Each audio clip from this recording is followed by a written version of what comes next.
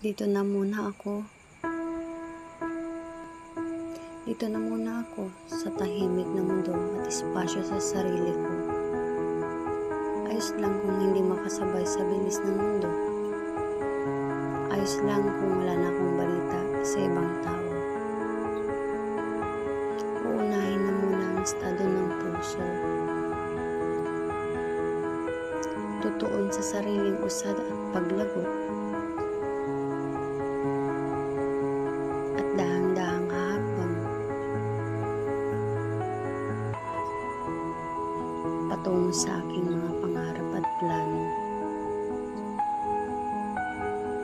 Dito na muna ako.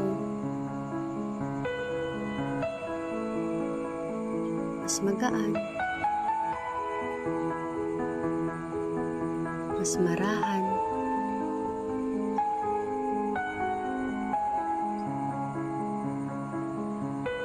Mas matiwasay.